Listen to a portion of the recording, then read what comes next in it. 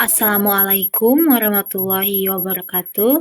Perkenalkan, nama saya Dina Sariwarna. Saya dari MN21C.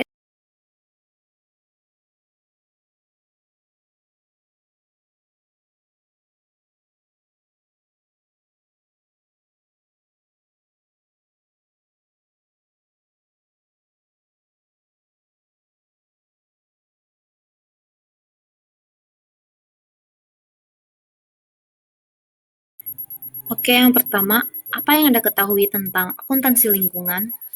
Nah, akuntansi manajemen lingkungan merupakan salah satu konsep akuntansi lingkungan yang digunakan lingkungan yang ditimbulkan oleh produk dan proses yang dihasilkan di perusahaan.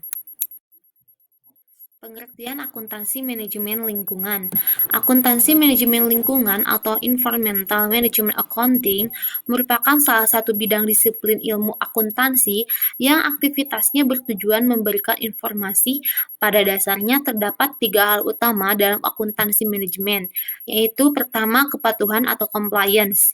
Dalam hal ini, akuntansi manajemen lingkungan harus dapat memberikan informasi mengenai kepatuhan perusahaan terhadap peraturan-peraturan yang terkait dengan lingkungan yang baik dan dibuat sendiri oleh perusahaan maupun yang dibuat oleh pemerintahan.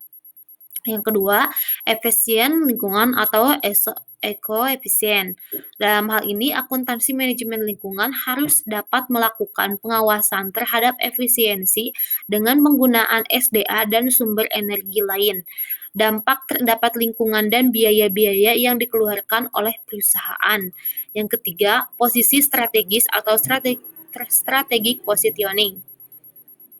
Dalam hal ini, perusahaan harus membuat program-program yang terkait dengan lingkungan untuk mencapai tujuan jangka panjang. Perusahaan akuntansi manajemen lingkungan harus dapat mengawasi apakah biaya-biaya yang dikeluarkannya. Selanjutnya, apa fungsi manajemen lingkungan? Nah, adanya manajemen lingkungan bertujuan untuk meningkatkan pengelolaan lingkungan dengan mengintegrasikan antara ekologi, pembuatan kebijakan, perencanaan, dan pengembangan sosial dalam hal lain yang berkaitan. Dan apa itu penerapan akuntansi lingkungan? Akuntansi lingkungan digunakan untuk menilai keefektifan kegiatan konservasi lingkungan. Data akuntansi lingkungan juga digunakan untuk menentukan biaya fasilitas pengelolaan lingkungan, biaya keseluruhan konservasi lingkungan, dan juga investasi yang diperlukan untuk kegiatan pembuatan lingkungan. Pengelolaan dan pengendalian biaya lingkungan atau environmental cost. Biaya lingkungan karena kegagalan internal atau internal failure cost. Biaya yang muncul karena perusahaan menghasilkan elemen-elemen yang dapat merusak lingkungan namun dapat dikendalikan oleh perusahaan sehingga tidak mencemari lingkungan. Lalu, biaya lingkungan karena kegagalan eksternal atau external failure cost. Nah, biaya ini dibagi menjadi dua, yaitu realized external failure cost, yaitu biaya yang benar-benar dikeluarkan oleh perusahaan karena adanya kontaminasi atau kerusakan lingkungan akibat kegiatan operasional perusahaan.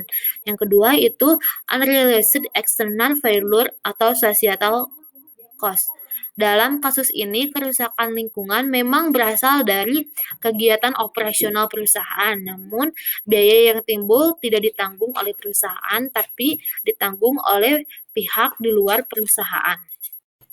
Triple Bottom Accounting. Triple Bottom Accounting merupakan kerangka akuntansi yang melihat dari 3 sisi, yaitu people, planet, dan profit. Yang pertama, keuntungannya.